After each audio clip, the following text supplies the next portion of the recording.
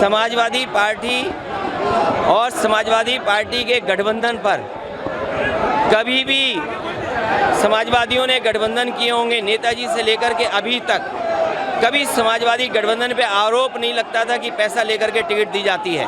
लेकिन जिस तरीके से ओम प्रकाश राजभर जी के साथ जब गठबंधन किया, आरोप लगा समाजवादी और गठबंधन पे कि यहाँ पर पैसे लेकर के टिकट दी जाती है।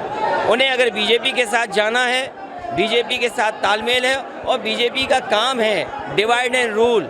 डिवाइड एंड रूल केवल ये नहीं है कि जातियों में बांटना, धर्म में बांटना। मैंने सदन में भी कहा था कि डिवाइड एंड रूल का मतलब ये भी है कि विपक्ष को बांट के रखें, विपक्ष के लोगों को डरा के रखें।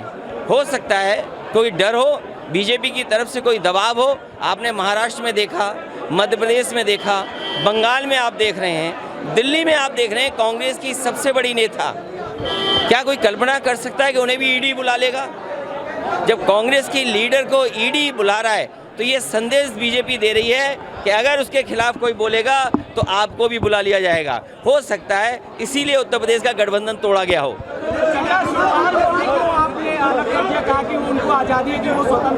नहीं, वो हमारे चाचा हैं और चाचा रहेंगे। लेकिन अगर उन्हें ये लगता है कि मैं सम्मान नहीं दे पा रहा हूँ तो मैं उन्हें स्वतंत्र करता हूँ और उनको खुली छूट है कि जिस दल के साथ जाना चाहें, जैसा गठबंधन करना चाहें। और सबसे खुशी बात ये होगी कि वो अपना दल दोबारा बनाएं। उनका एक दल है, जो पिछड़े हैं, दलित हैं या अल्पसंख्यक हैं, जो आवाज़ उठाना चाहते हैं लोहिया जी की, जयप्रकाश जी की, उस सिद्धांत को अपने दल में शामिल करें, वैसे लोगों को और आगे बढ़ाएं। लगातार आप पर सवाल उठाते हैं कि आप एसी से बाहर नहीं निकलते। देखिए, एसी क्या है, मैं 22 साल राजनीति हो गई मुझे, और 22 साल में आप सब जानते होंगे कि किसके इशारे पे उठा रहे होंगे। मुझे तो लगता है कि उनके अंदर आत्मा किसी और दल की आ गई है।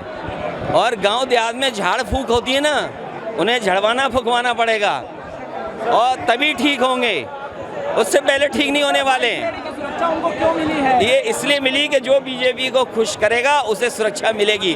बीजेपी को जो खुश रखेगा वो स्वतंत्र और आज़ाद घूमेगा। कावड़ियों का सम्मान होना चाहिए, वो धर्म का है और धर्म में बहस नहीं होनी चाहिए, धर्म में तर्क नहीं होना चाहिए। मैं धर्म में तर्क नहीं कर सकता, जो धर्म की मान्यताएं हैं मैं उसमें तर्क नहीं दे सकता हूँ, धर्म में तर्क नहीं दिया जा सकता। महंगाई के लिए आप क्या कहना चाहते हैं? महंगाई, बीजेपी को हटाओ महंगाई जाएगी, बीजेपी को हटाओ महंगाई जाएगी। और सबसे बड़ा सवाल ये है, आप तो बनारस के लोग हैं, भोले बाबा पे अगर दूध चढ़ाने जाएगा तो उसे भी टैक्स देना पड़ेगा। आज बनारस में माननीय अखिलेश यादव जी किसी कार्यक्रम में शिरकत करने गए थे, तो उसमें उन्होंने आरोप लगाया है माननीय ओम प्रकाश राजभर जी कि हम लोग विधानसभा के चुनाव में पैसे लेकर के टिकट बांटे। यह उनकी बौखलाहट उनके चेहरे पर साफ झलक रही है। ये बार बार यह बात कह करके यह संदेश देना चाहते हैं कि हमारे नवरत्न हमारे इर्द गिर्द जो काम करते हैं, जो टिकट ले पैसे के नाम पर टिकट देते हैं, वो जो खेल किए हुए हैं उसी खेल को ये प्रदेश के सामने बता रहे हैं। और माननीय ओम प्रकाश राजभर जी को इन्होंने जो टिकट दिया था, 12 प्रत्याशी इनके थे। ये अपने उन प्रत्याशियों से पूछ लें जिन्होंने हमारे सिंबल पर अपने प्रत्याशी लड़ाने के लिए इन्होंने भेजा था।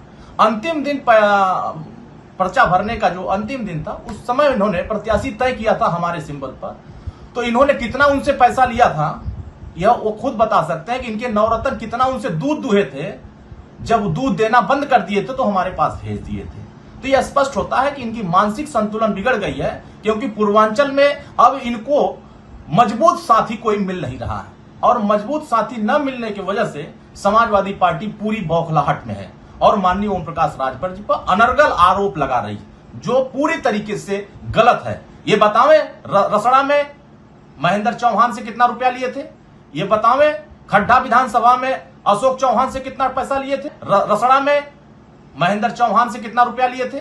ये बतावें खड्डा विधानसभा में अशोक चौहान से कितना पैसा लिए थे? ये बतावें जफराबाद में जगदीश नारायण से कितना पैसा लिए थे? ये बतावें कि पूर्णवासी देहाती से रामकोला में कितना पैसा लिए थे?